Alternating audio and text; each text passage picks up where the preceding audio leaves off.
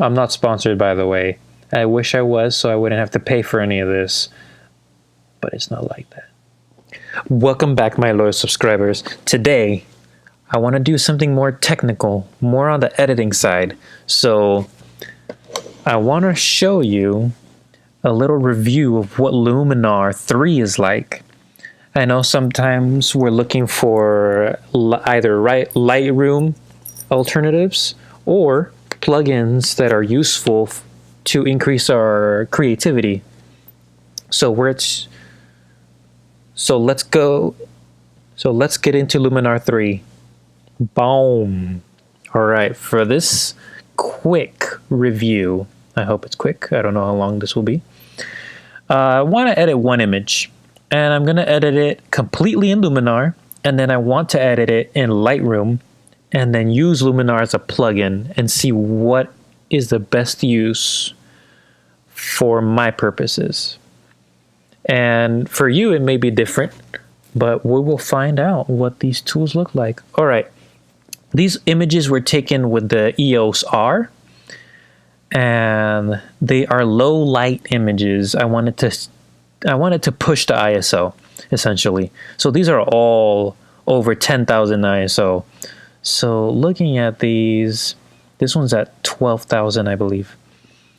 I want to see which angle was the best here. I kind of like this, but I would crop it. But I like this because it shows more of what's on the table. So let's do this one. All right, so basically Luminar 3 is the latest update, and they added the library feature, which you can see here, similar to Lightroom. Then instead of develop, we go to the edit. And again, you can see all your images here, and I'm just in this folder. Okay, so let's do the editing, and I don't know why the editing has not enabled. This is odd. We've got the EOS R 50mm 1.4. Oh, 16,000. You see all the grain. Oh, there we go. It took a while to load. That's not a good start, is it? So as you can see, just like Lightroom, this one is fidgety, to be honest. It is slow. I think they have a lot of work to do in terms of speeding up how it works on your machine. Like you saw right now, I just pressed edit. It's not a big deal. It's nothing complicated, but it did take a while. Maybe when I switch around, oops. You see it's loading there. Even though it loaded on the previous one. See how long it takes.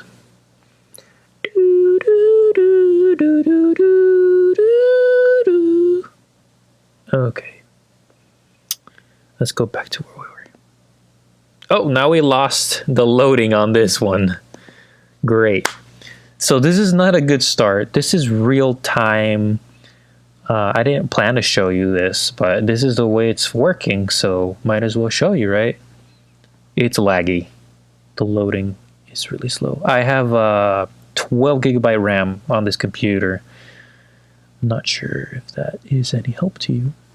Okay, so it loaded. I'm not going to move it because it took a good 30 seconds. All right, so let's just work with Luminar. I have nothing else open on purpose because I want to have all the RAM possible, all the computer power just for this program because I have experienced slowdowns with it. All right, so let's see. We've got lens corrections. Let's see what this does. Oh, that's a really grainy image. Hopefully we can save it. We'll find out.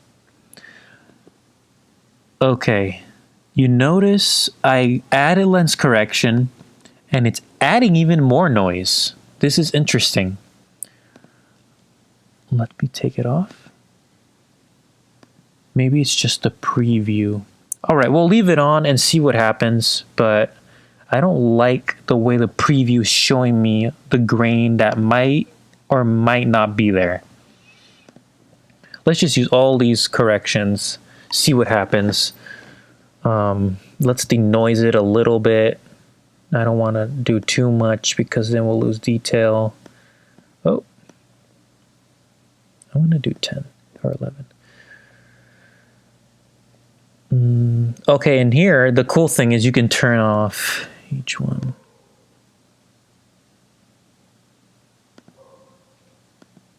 It's a subtle difference, but you can see it there. Might have to do more of an effect to see the difference.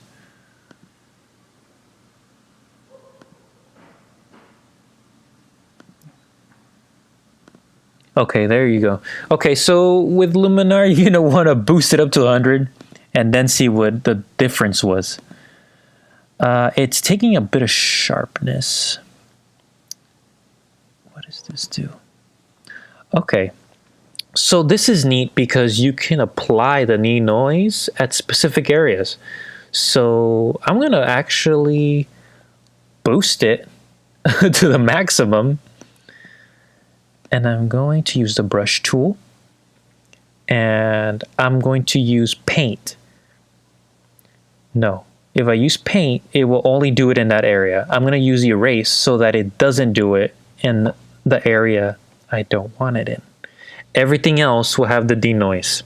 So I'm going to remove the denoising from the details of my focus point, which was right here. And see, I did a mistake already. I wanted to do this at a lower opacity. Oh, great. All right, let's see where my mask is at.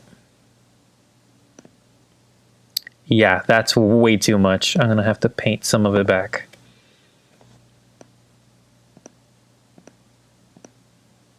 Whoa, that is not what I expected. All right, guess we start again. I'm going to just do once. And let's see if the mask worked. Nope. Let's try it again.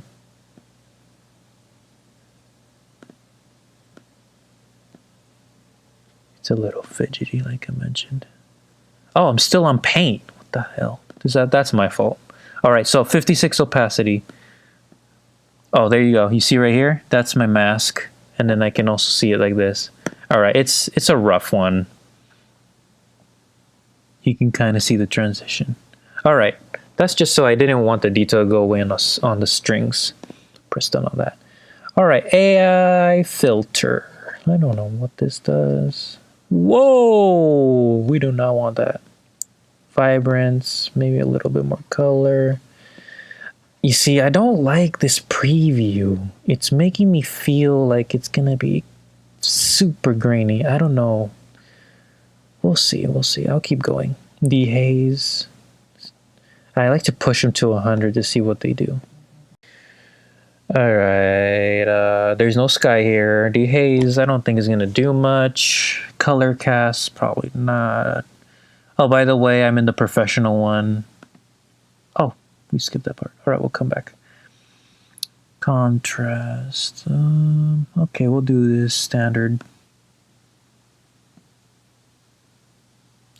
Anything.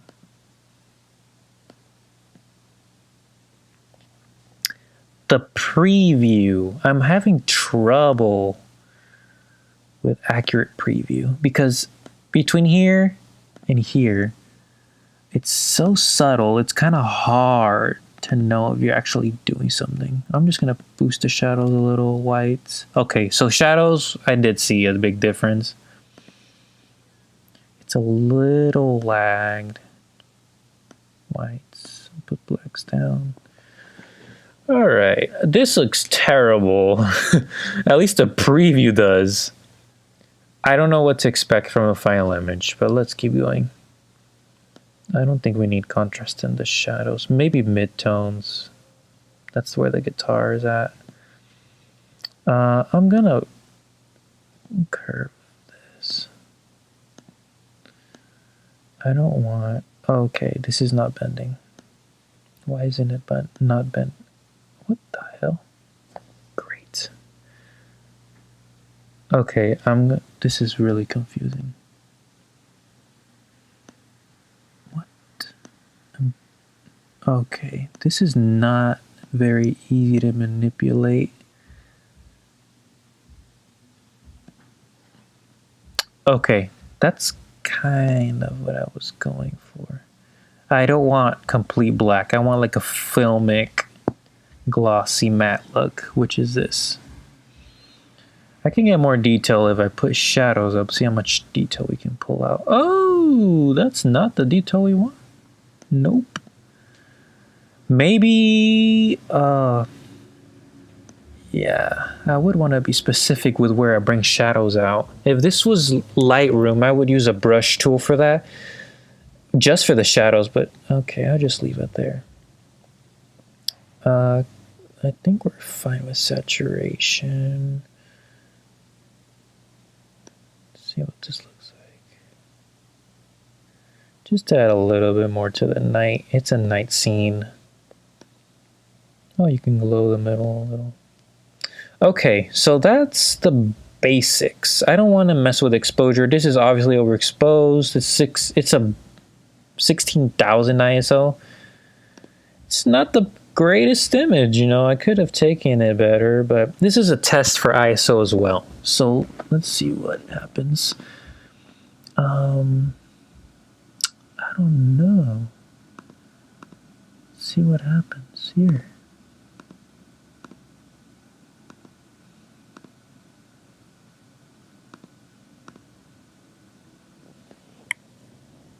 Maybe that one. Take a sample. Oh, big difference. Okay, but I do want more of the mood, so I'm gonna add it slowly, like right here. Okay, I don't know if I want to add anything else, but if I were to, you're gonna add it through here, either new adjustment or image layer. You can add images. I'm gonna add a layer. I'm gonna add one more thing. Okay, these are the little presets that are fun to use. There's tons of them. They're basically presets that are gonna be over what I just, they're gonna be over what I just did. Maybe dramatic. Let's see what that looks like. So from here, since we're in a new layer, we can layer it over. Oh, it looks terrible. You can control how much of it you want, but I don't think I like any of these. Maybe, I mean, it's also the image. It's not very flexible. All right, we're not gonna do any of these. It does not look very good. This is just to show you like what you would do with a shot like this. There's obviously a lot to save because of the high ISO. I think this image is done. Let's see the before and after. You see, the preview makes me feel like there was more grain added, but let's export it, see what happens. It's a little quirky. I'm not very happy with that. Let's save it to my desktop. I'm gonna put Luminar 3 test, and we'll compare it to the Lightroom result. Sharpening low, we'll do original. We want a JPEG. We'll do 100% quality, just to compare. All right, save. Let's see how long this takes for one image. This is a 30 megapixel image. It looks like it's gonna take its time. I don't know how I feel like this. I use this application once in a while, usually as a plugin. Right now, I'm forcing myself just to use this, and it is proving to be a bit challenging and not as flexible as I would like it to be for a much cheaper alternative to Lightroom. But as you can see, we're still exporting. There's nothing else running on the computer, so this is not good for one image. And I have experienced this lag when I am using it as a plugin, as you'll see in a bit. I may open it as a plugin just so you could see what it looks like when Lightroom and this program are open at the same time. I don't know when this is going to finish. I will have to speed it up.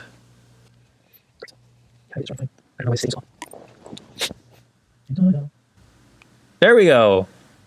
It finished. It actually, I think it took a minute to do one image. So I don't see this, just from that. If I wanted to save all of these, my final products, we're looking at a good 1, 2, 3, 4, 5, 6, 10 minutes maybe. For 10 images, that's kind of ridiculous. All right, I'm gonna close this completely so I can open it as a plugin. I didn't show you me importing on Luminar, but it was a little quirky. I actually struggled to add those 10 images. You can't import them in, you have to create a folder. It was a little weird. I actually imported 3 times and it didn't work. So I didn't like that either on Luminar. Even though I'm a fan of what it can do with a landscape. There's the new photo coming in. This is, I think, the slowest part that I've noticed. All right, we're ready to go, essentially, once this is completely imported. All right, so I can't see that great on here. My preview, I think is gonna, what the? My preview is gonna be much more accurate. All right, so when I did auto and the sample there, we got the same, but again, I wanna do more of the mood. Maybe around there. Tint, I'll leave it. I'm gonna add a little bit of contrast. See what the, okay, so you see the preview is much more instant. I wasn't noticing almost any difference when I was playing with the highlights. I already know this is blown out, so I'm gonna put it here just so it's not as bright. Shadows are not as dramatic. I'm gonna do selective shadow.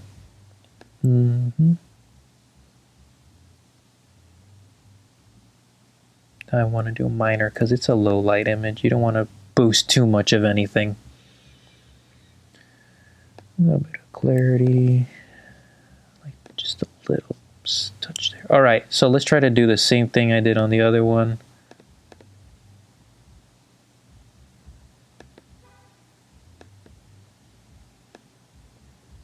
Okay. How come it's not letting me put points? There we go. This is how I usually use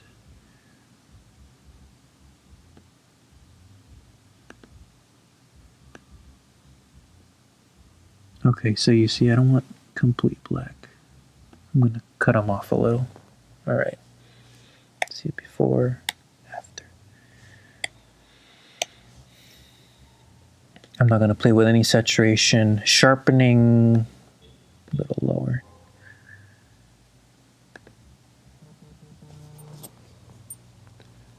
Okay, let's enable these. Oh, there we go.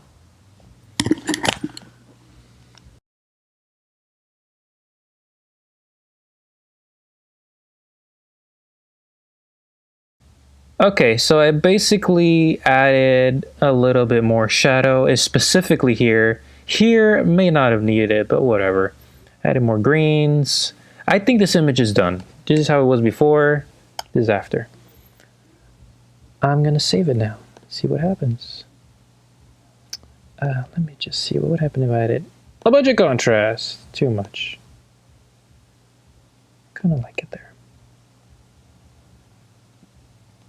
Okay, it's supposed to be a moody photo. Whoa.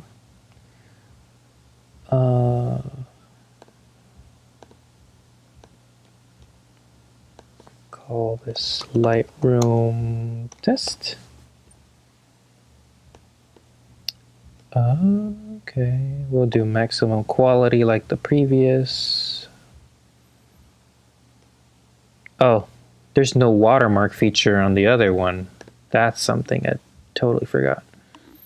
Okay, so I'm going to export it really quick, and as soon as that's done, I'm going to open up Luminar as a plugin so we can see how that works.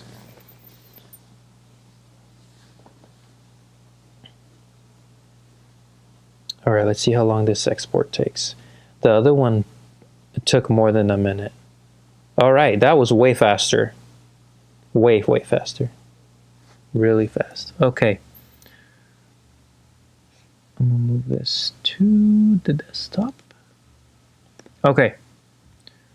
Let's do this. Edit in Luminar 3. Boom. 300.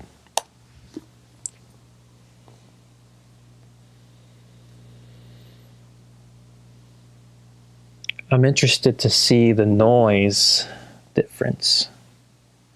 I did some substantial noise reduction. I could have done a little more, but I don't want to remove too much detail. And it is 16,000, so I'm not expecting like magic. I could also see this picture looking great in black and white. Maybe even better. So I might do that again also after this. Okay, so we see Luminar's opening. At any moment it should pop up in front. See how long it takes to open. I think it took less time to open on its own as a standalone than what it's taking as a plugin right now.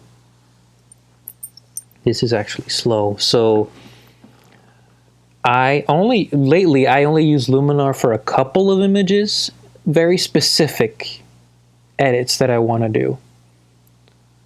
Let's see if we can improve it here. I'm gonna try to add one of those presets to see if, okay, let's see. Before this looked terrible and it still does. Maybe it's just a preset. Let me get at it dramatic. That one's pretty neat. I like the colors. Calm. Adds a little bit of bluish tint to the shadows, all the blacks.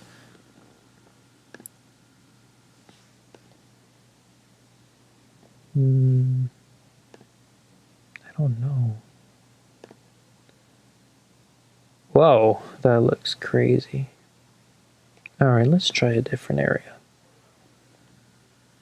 Let's give it like a tint. See what these violet have.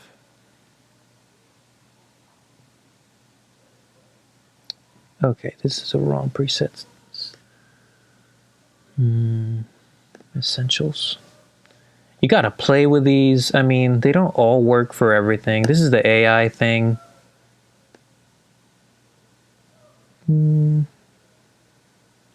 I never would like to do 100, maybe 50 of this AI just to see the difference. Let's go with that. I really can't see anything else. The only other presets I really do like are the parchment ones.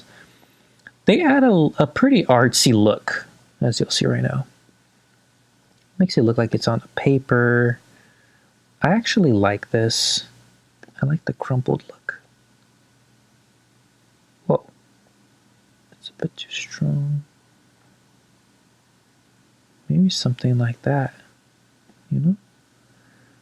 What else can we modify here?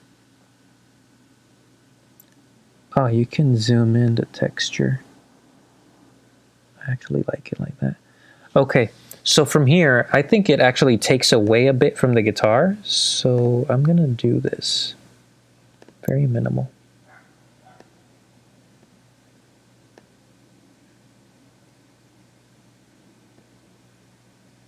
You see, my mask is very light. I'm gonna do one more over that for less. So in this case, I'm using Luminar as if it was like a Photoshop with extra editing power.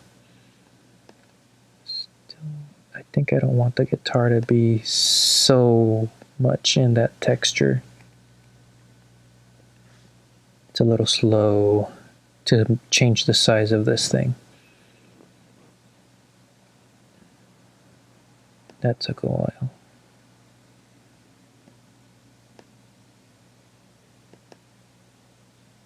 All right, I think that's enough.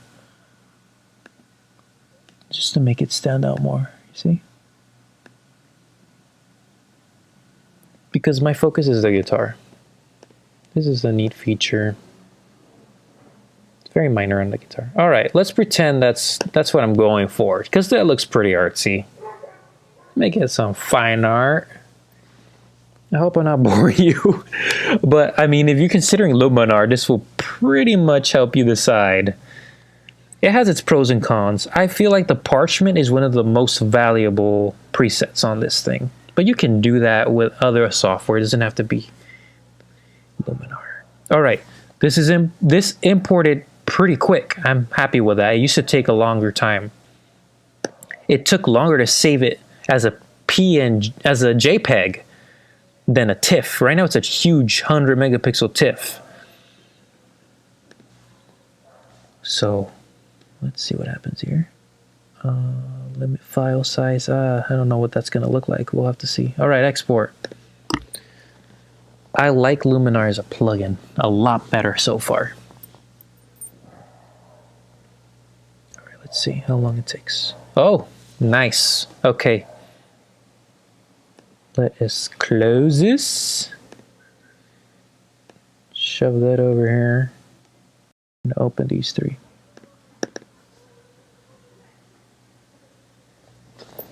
Okay, here's our final product.